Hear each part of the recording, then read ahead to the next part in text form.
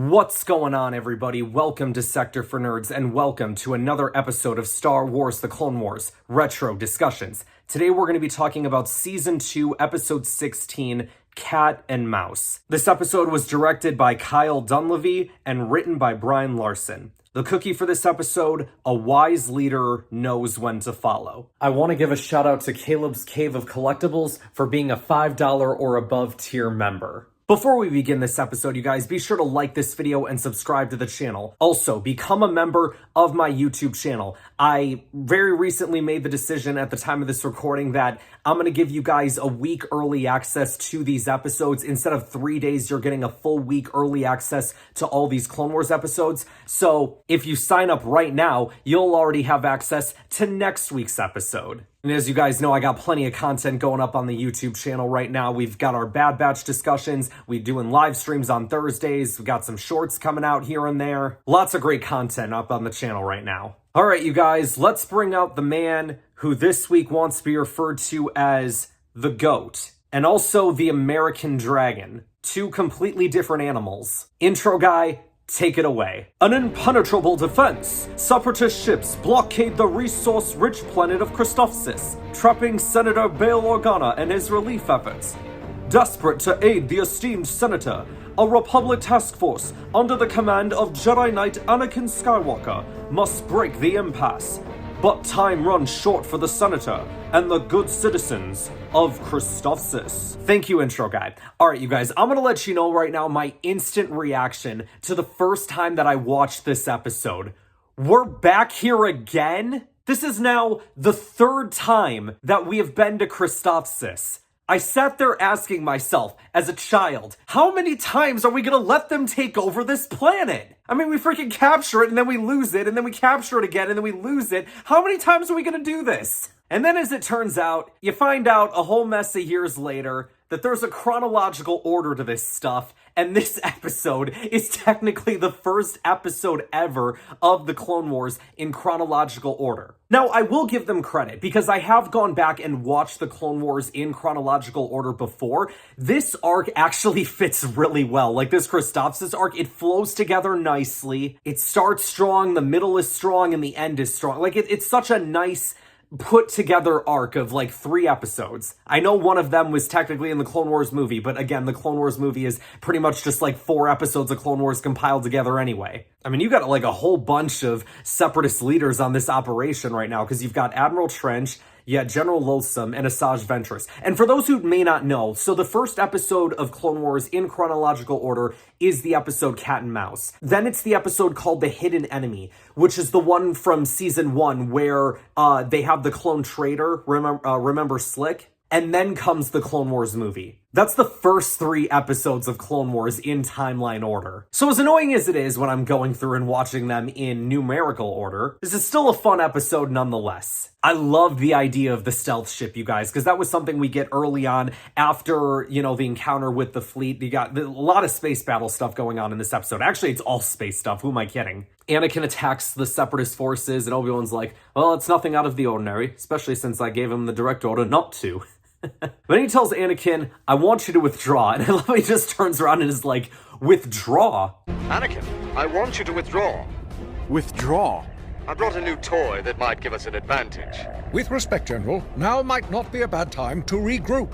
And then we're introduced to the stealth ship, because Anakin goes on board Obi-Wan's ship, and Obi-Wan's like, all right, you're looking at the weapon right now. 2 steps forward, and you'd actually be kissing it. Well, here I am. Tell me about this new weapon. You're looking at it. I'm looking at what?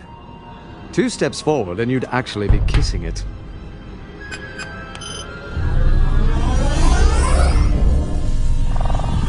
It's a stealth ship.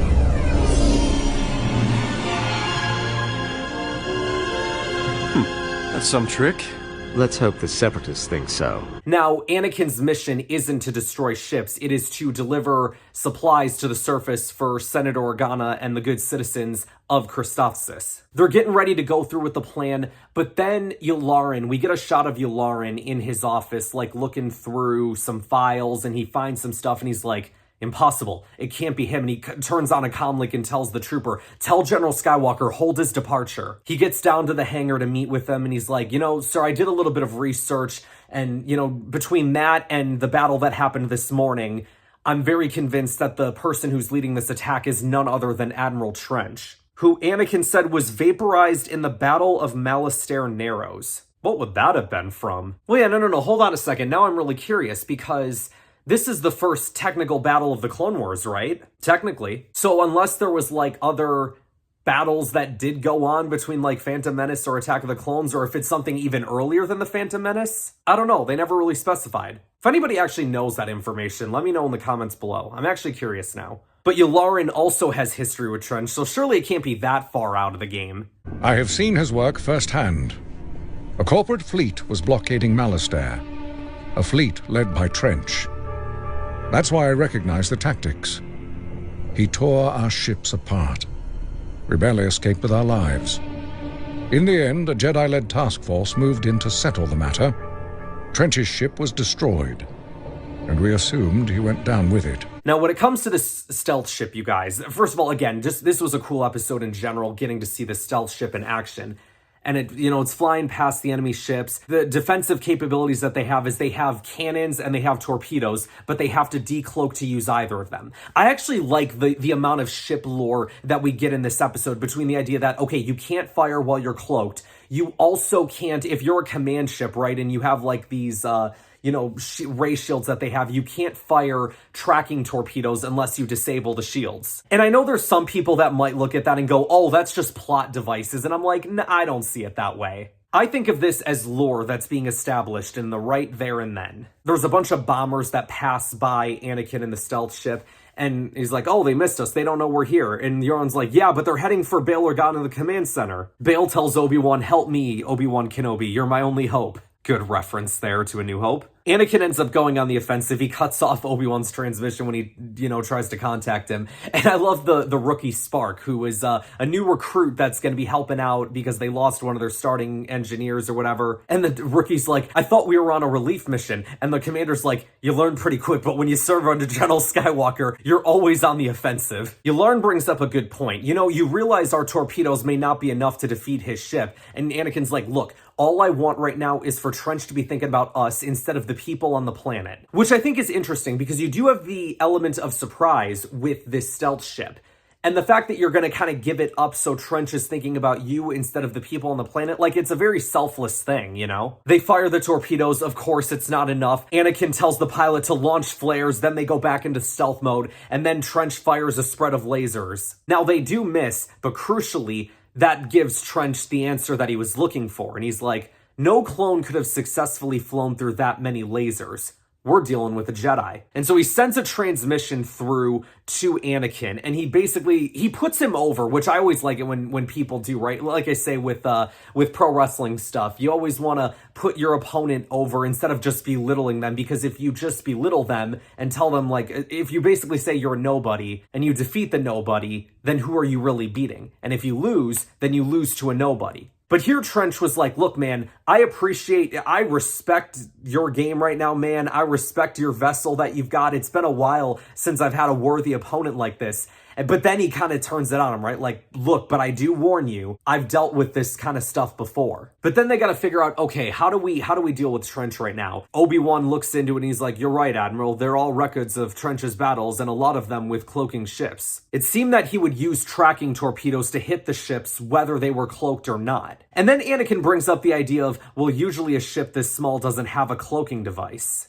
No ship that small has a cloaking device. Which is interesting, because that's a line that's said in The Empire Strikes Back, and they keep saying, oh, a ship that small shouldn't have a cloaking device, but all we've seen so far in Star Wars are small ships with cloaking devices. So until we start getting big cruisers with cloaking devices, I'll believe it when I see it. Anakin cuts off Obi-Wan's transmission for the second time, which I just think is funny. What I also enjoyed about this episode was the idea of Anakin and Yularen working together. Because remember earlier in the season, Yularen was constantly complaining about Anakin, of all the Jedi, why'd I have to end up with Skywalker? Which is also why I thought, oh, that's nice. Yularen and Anakin, they had fights in the beginning of the season. Now they made up. They're all good again. But no, that different parts of the timeline. So whatever. Trench brings up a good point. He says, look, they will attack again. A stealth ship could have easily passed our blockade, but this Jedi chose to attack. And sure enough, not minutes later, Anakin launches his next attack. He fires some torpedoes,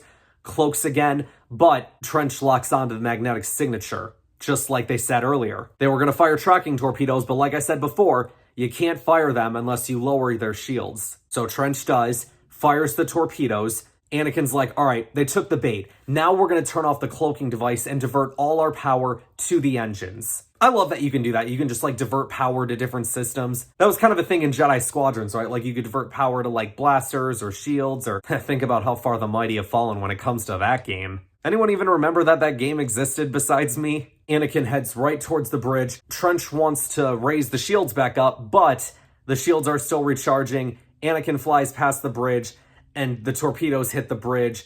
Boom goes the command ship. And Trench is dead. That's the last we'll see of him. Well, we won't be seeing him again. Obi-Wan's like, I hate to admit it, but good job, Anakin.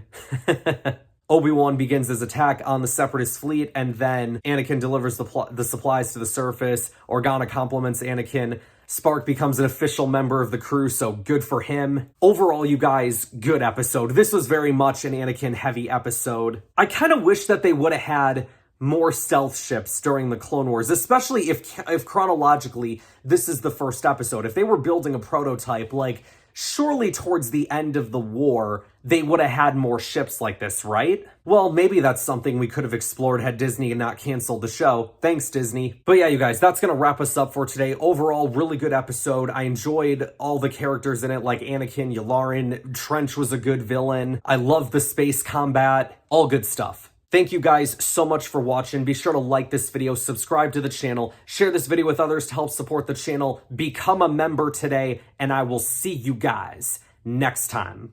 State your name and business. My name is my own business, and my business is taking what's ours. There is nothing here that's yours, unless you're here to buy it. Buy it? Ha ha ha! Kenobi, Skywalker, I can't believe you came all this way to see me. Honda.